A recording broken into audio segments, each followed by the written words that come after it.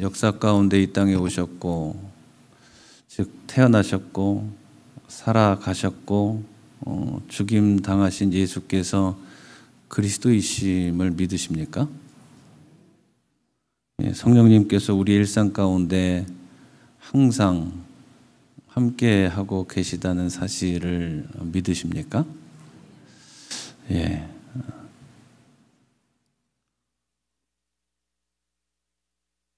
아멘으로 대답해 주셨는데 그 아멘은 단순한 지식인가요? 아니면 경험이 수반된 알미인가요?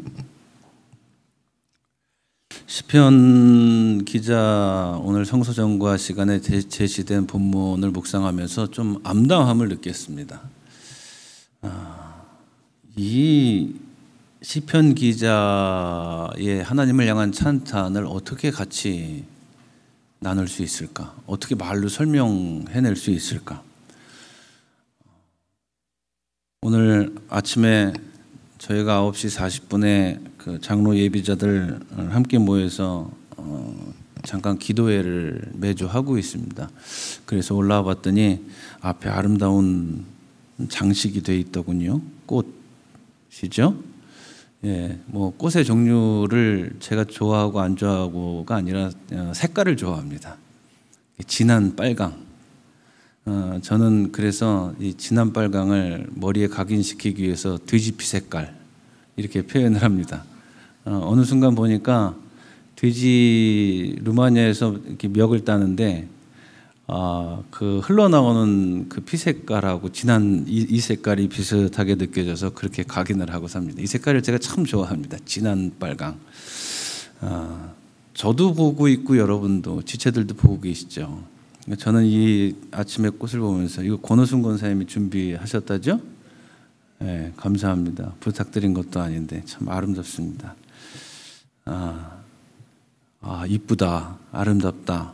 이것을 보면서 그렇게 느꼈습니다. 보고 계신 지체들 가운데에서도 저와 똑같이 야 저거 보니 이쁘다, 아름답다 이렇게 느끼신 지체들이 계실 겁니다.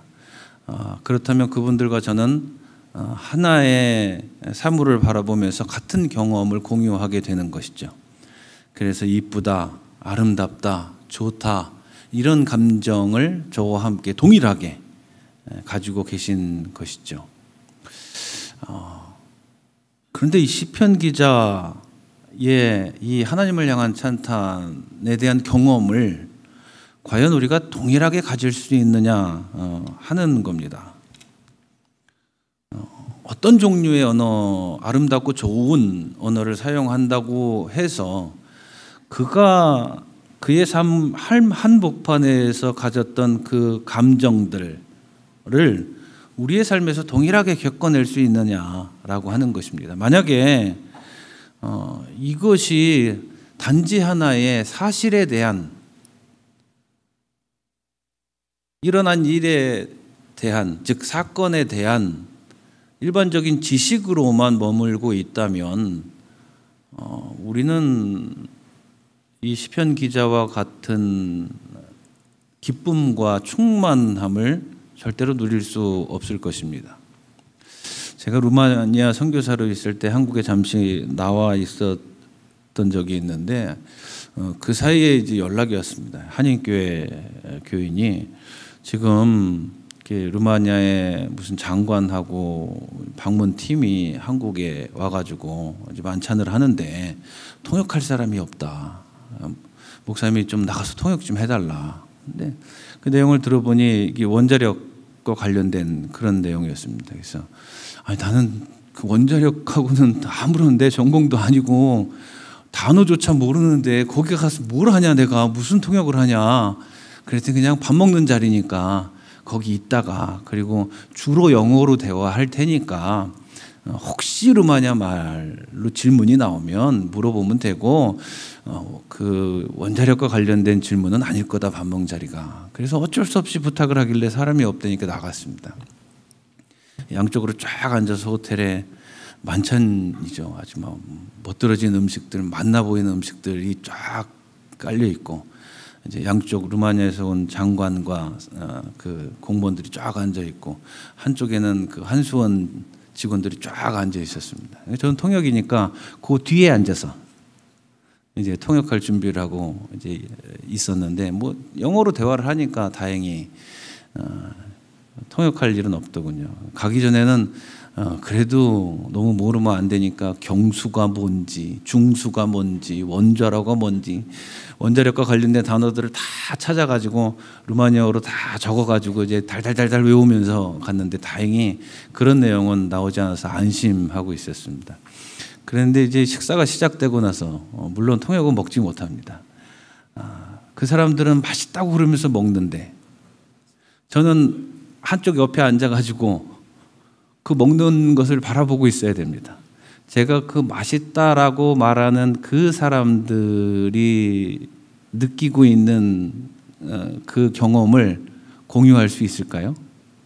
맛있나 보다 라고 그 사실을 인정할 뿐이지 동일한 그 사람들이 그 맛난 음식을 먹으면서 느꼈던 그 경험은 도저히 저는 가질 수 없는 겁니다. 갑작스럽게 뚱뚱하다 그러면 안 되죠. 덩치가 좋으신 아주머니 한 분이 저한테 물어보더군요. 이 음식 재료가 뭔가요? 제가 알까요? 이제 진땀이 나더군요, 그 순간. 그래서 그렇게 대답했습니다. 남자가 이 음식의 재료를 알 정도면 그 남자의 아내는 행복하겠죠? 그렇게 대답을 했습니다. 그랬더니 맞다고 자기 남편도 아무것도 할 줄도 모르고 빵만 사오고 있다고 그러면서 웃으면서 넘어갔던 기억이 있습니다. 그렇게 그 시간을 맞추고 돌아가는데 어느 분 한 분이 저를 막 쫓아와서 잡으시더군요. 그러더니 목사님이시죠? 그러길래 네 그렇습니다. 그랬더니 죄송합니다. 식사도 못 하시고 이렇게 가시면 안 되니 짬뽕이라도 드시고 가시라고. 이 호텔의 짬뽕이 그렇게 맛있다고. 그래서 아유 괜찮다고 집에 가서 먹으면 된다고 그랬더니 저 교회에서 장로입니다. 목사님 이렇게 가시면 제 마음이 불편해서 안 됩니다. 그렇게 잡아서 혼자 이제 짬뽕을 먹으려고 기다리고 있는데 가격을 보니까 어마무시했던 기억이 납니다. 제 기억으로는 그때 짬뽕 가격이 뭐 2,500원, 3,000원, 뭐 3,500원 그 정도 됐던 때였던 것 같은데 거의 3배가 되는 겁니다. 야, 무슨 호텔 음식 뭐가 이렇게 비싼 거야? 그리고 의아하게 호텔에서 그때 처음 먹어보는 거니까 의아하게 했는데 짬뽕이 나왔습니다. 짬뽕 그릇이 동네에서 먹는 짬뽕 그릇의 반밖에 안 되더군요. 아, 정말 아니 가격도 비싼데 양도 이렇게 조금 준다고? 이 좀 마음이 불편했습니다. 어디 가서 비싼 음식 먹으면 이렇게 마음이 불편하더라고요. 이게 루마니아 가서 교인들하고 먹으면 3명은 적어도 먹을 텐데 이 돈을 받고 이렇게 조금 준다고? 그렇게 불평하는 마음을 가지고 그 짬뽕을 먹는 순간 와 맛있다. 이게 짬뽕이구나. 정말 맛있게 먹었던 기억이 납니다. 그리고 그 이후로도 그렇게 맛있는 짬뽕을 먹어본 적이 없습니다. 저에게는 그때 먹었던 그 짬뽕의 맛이 짬뽕 맛의 기준이 돼버린 겁니다. 정말 맛있었습니다. 자, 제가 정말 맛있었습니다라고 말할 때 그 맛을 동일하게 경험하실 수 있습니까? 못하시죠. 아, 저 목사가 어느 호텔에서 어느 시점에 짬뽕을 먹었는데 그게 정말 정말 맛있었대 라고 사실로 인정하고 계신 거죠. 제가 느꼈던 그 맛의 강도를 도저히 아실 수 없습니다. 그냥 인정할 뿐입니다. 그렇죠? 그 국립중앙박물관 가보셨나요? 거기 가면 건물 안에 그 경천사지 10층 석탑이 있습니다. 옛날에 이제 사진으로 볼 때 이렇게 보면 뭐 13점 몇 미터래요. 되게 높네. 그리고 사진에 보면 이렇게 3층 높이까지 이렇게 올라가 있으니까 높은가 보다. 그러고 말았습니다. 기회가 돼서 그곳에 가서 그 경천사지 10층 석탑을 바로 앞에서 보는 순간, 우와! 고개가 한도 끝도 없이 꺾어지면서 이렇게 높다고? 어떻게 이렇게 높게 쌓았지? 또 이걸 어떻게 이 건물 안에 갖다 집어넣었지? 와! 사진으로 볼 때와 그 탑의 내용에 대한 사실들이 나열되어 있는 것을 지식으로 받아들이고 인정할 때 느꼈던 그 경험과 그 앞에 가서 직접 눈으로 바라보면서 느꼈던 그 경험은 판이하게 다를 수밖에 없습니다. 동일하지 않습니다. 그렇게 본다면 우리가 시편을 묵상하면서 이 시편 기자가 하나님을 향해 찬탄하는 이 경험을 우리는 도저히 동일하게 느낄 수 없을 것입니다. 이게 일반적인 사실입니다. 그렇죠? 그럴 수 없다고 대부분 다 이야기를 합니다. 그런데 만약에 이 시편 8편의 본문의 단지 하나의 정보로 우리들에게 전달되고 있는 것이라면 이 성경은 우리가 하나님의 말씀이라고, 이 성경책 안에 하나님의 진리의 말씀이 들어있다라고 이야기하는 이 성경은 그냥 흔하디 흔한 어느 종교의 경전과 전혀 다를 바가 없는 겁니다. 종교적인 지식이 담겨 있고 종교적인 정보가 담겨 있고 종교적인 기록물일 뿐이지 이것이 살아있는 하나님의 말씀이라고 그렇게 표현할 수 없는 겁니다. 그런데 왜 세상은 불신자들조차 이 하나님의 말씀, 성경은 살아있는 책이다라고 문학가들이, 철학가들이 그렇게 표현을 하는 것일까요? 왜냐하면 역사 가운데 수많은 사람들이 시편 기자가 느꼈던 동일한 경험을, 하나님을 향한 찬탄을 동일하게 경험했기 때문에 지금껏 이 하나님의 말씀, 성경은 살아있는 책이다라고 그렇게 표현을 한다고 하는 것입니다. 그렇다면 동일하게 겪고 있는 그 경험 가운데 오늘 시편과 이 신약 성경의 말씀, 로마서의 말씀을 관통하고 있는 한 가지 키워드는 무엇일까요? 어떻게 수천 년의 사람이 경험했던 그 경험과 수천 년이 흘러 지금 우리가 살아가고 있으면서 동일한 믿음의 체계를 수용하고 살아가고 있다고는 하지만 역사적인 거리도 멀고 문화적인 경험도 다르며 지식의 편차도 있을 것이며 사회적인 체제도 다르고 정치적인 체제도 다른데 어떻게 동일한 경험을 할 수 있을까라는 질문을 해볼 때 성경은 한 가지 키워드를 우리에게 확언하고 있다는 것이죠. 그것이 무엇이냐면 환난입니다. 환난을 더 쉽게 표현하면 고통입니다. 그렇기 때문에 교회는 다른 흔하디 흔한 종교에서 그들의 만들어 놓은 신에게 이 고통을 제거해 주십시오라고 요구하는 것처럼 가르치지 않습니다.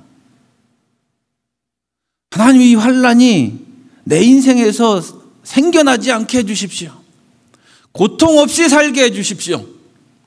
그런 종류의 고통은 내 인생에서 벌어지면 안 됩니다. 하나님, 내가 하나님을 위해서 이것을 하고 저것을 할 테니 이 고통의 삶이 없게 해주십시오라고 요구할 것을 경계합니다. 그렇게 사는 것이라고 가르치지 않습니다. 하나님의 이 살아있는 말씀은 우리들에게 고통을 제거해달라고 요구하는 것이 아니라 그 고통을 직시하고 그 고통의 길을 담대하고 당당하게 지나가라고 가르치고 있습니다. 이것이 복음의 다른 점이고 이것이 믿음의 사람이 가지는 다른 특성입니다. 우리가 누구이기에, 뭐가 그렇게 다르기에, 믿음이 없는 사람들이나 다른 종교에 심취해 있는 사람들이나 우리나 똑같은 인간인데 뭐가 다르기에 하나님은 우리들에게 이런 요구를 하고 계신가? 예수 그리스도를 믿는 믿음으로 말미암아 우리는 의롭게 되었다. 의롭게 되었다. 도덕적으로 흠결이 없다. 그런 뜻 아니죠. 의롭게 되었다라고 하는 그 말의 뜻은 하나님과 내가 평화의 관계가 회복되었다. 하나님과 나의 인격적인 관계가 시작되었다. 그 뜻입니다. 하나님과 나의 인격적인 관계가 시작되었다라고 하는 그 말의 의미는 하나님께서 나의 능력이 되시고 그 순간부터 나는 그 하나님의 능력으로 말미암아 이 땅에서의 삶을 담대하게 살아가고 소망을 품고 살아갈 수 있게 되었다라고 하는 말입니다. 심지어 사도는 이렇게도 얘기하죠. 환난을 자랑하는 사람이 되었다. 믿음이 없는 사람들은 숨기죠. 왜 숨깁니까? 창피해서요. 자존심 상하잖아요. 사람들이 알면은 놀릴까 봐요. 수군덕거릴까 봐요. 비웃을까 봐요. 그래서 숨깁니다. 자신의 환난을 숨깁니다. 최대한 숨깁니다. 그렇게 숨기다 속이 터져 나갈 것 같으면 그제서야 남자들은 그나마 가까운 사람, 얘기해도 그래도 들어줄 만한 사람, 뒤에서 뒷담 안 할 것 같은 사람, 말 퍼뜨리지 않을 것 같은 사람, 그런 사람을 친구라고 호칭을 하고 그 친구를 데려다가 술 한잔 하면서 나 이런 일이 있었어 이러고 말죠. 그렇게 자기 자신을 해갈시키죠. 그 고통의 마음을 해갈시키죠. 그러나 그리스도인들은 다릅니다. 자신이 겪고 있는 그 엄청난 고통조차 사람들 앞에서 담대하게 이야기합니다. 자랑합니다. 자랑할 수 있는 이유는 무엇일까요? 어찌 보면 창피할 것 같고, 어찌 보면 부끄러운 것 같고, 어찌 보면 수치스러운 것 같고, 자존심 상하는 일인 것 같은데 왜 예수 믿는 사람들은 그거를 자랑할까요? 이 믿음이 있기 때문에 그렇습니다.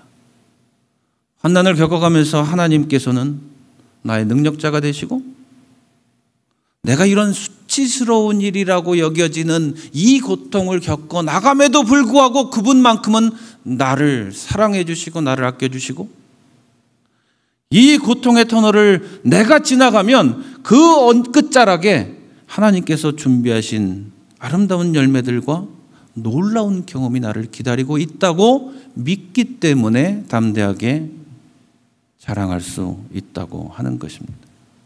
이 믿음이 있으면 겁먹고 부끄럽고 창피하고 자존심 상하고 이런 마음들이 사라집니다. 내 안에 자리 잡고 있는 선물로 받은 이 믿음이 하나님께서 주신 것이고 하나님께서 나에게 이것을 주셨을 때는 분명히 그분이 나를 사랑하시고 그 사랑으로 말미암아 생겨난 놀라운 소망이 나를 기다리고 있다는 것을 알기에 담대하게 걸어갈 수 있고 부끄러워하지 않을 수 있다고 하는 것입니다. 이것이 그리스도 안에서 새 사람이 되었다라는 말의 의미입니다. 복음은 우리의 인격을 변화시킵니다. 그렇게 이야기하고 있죠. 그런데 이때 이 인격은 단순히 매너가 좋아, 사람이 참 부드러워, 너그러워, 예의 발라, 착해 이런 것 의미하는 거 아닙니다. 간혹 그런 얘기를 들어요. 저 사람 예수 믿는다고 하는데 저 인격이 참, 저 성질머리 저거. 그런데 성경은 그런 우리가 바라는 종류의, 우리가 기대하는 종류의 인격을 얘기하지 않습니다. 성경이 말하는 인격, 그 인격은 고통을 참아내는 태도이며 그 고통을 이겨내는 힘을 이야기하는 것입니다. 그래서 단련된 인격이라고 얘기하는 것입니다. 고통은 어쩔 수 없이 사람에게 외로움을 가져다 줍니다. 고통은 어쩔 수 없이 사람에게 괴로움을 가져다 줄 수밖에 없습니다. 그러나 그리스도인은 다릅니다. 그 고통으로 인해서 생겨나는 외로움과 괴로움에 좌절하거나 함몰되지 않습니다. 하나님께서 주신 사랑이 있기에 그 사랑으로 말미암아 파생되는 소망을 바라보기에 그 외로움과 그 괴로움에 함몰되지 않는다고 하는 것입니다. 이것이 우리가 가지고 있는 믿음입니다. 어떤 종류의 고난이 닥쳐도 낮춰볼 수 있는 힘. 죽을 것 같아가 아니라 이겨내야 될 일이 하나 생겼네? 라고 바라보는 시각. 너무너무 힘든 일이야. 못 견딜 것 같아가 아니라 살면서 귀찮은 일이 또 생겼네? 이걸 어떻게 이겨내지? 라고 생각할 수 있는 힘을 갖다 주는 게 이 믿음이라고 하는 것입니다. 당연히 답답하죠. 고통의 순간에 어느 누가 답답하지 않습니까? 당연히 불안하죠. 어떻게 될지 모르고 잘 될지 안 될지 초조하죠. 걱정되는 것 당연하고 부끄러운 것 당연하고 때로는 어이가 없네 라고 느낄 때도 있습니다. 당연히 그런 종류의 감정들이 우리의 내면을 때리곤 합니다. 어쩔 수 없이 느낄 수밖에 없습니다. 그러나 믿음이 있는 우리는 그 순간에 그런 부정적인 감정들이 우리의 내면을 때려서 우리를 흔들려 하고 우리를 침몰시키려 할 때 한 가지 사실을 떠올립니다. 하나님은 나를 사랑하시지. 하나님은 나를 지켜주시지. 이것을 지나면 하나님께서 분명히 예비하신 열매가 있을 거야. 이것이 그리스도인의 삶의 모습이라고 하는 것입니다. 때때로 홀로 그 고통을 감내해야 될 때도 있습니다. 그 어느 누구도 그 고통에 함께하지 않는 순간도 있습니다. 맞습니다. 그러나 항상 그런 것만은 아닙니다. 사도 바울이 여러 차례 자신의 믿음의 동역자들의 이름을 언급하면서 이야기하는 그 이유는 그가 힘들고 고통스러운 순간에 놓였을 때마다 하나님께서는 필요에 따라 적절한 사람들을, 믿음의 동지들을 옆에 세워주셨기 때문입니다. 때로는 홀로 그 고통을 감내해야 될 때도 있지만 때로는 하나님께서 성령님을 통하여 보내신 사람들이, 믿음의 사람들이 우리 주변에는 있을 수 있다고 하는 것입니다. 그럴 때 우리는 하나님의 사랑을 더욱더 확증하게 된다고 하는 것이죠. 시편 기자의 이 찬탄, 이 경탄,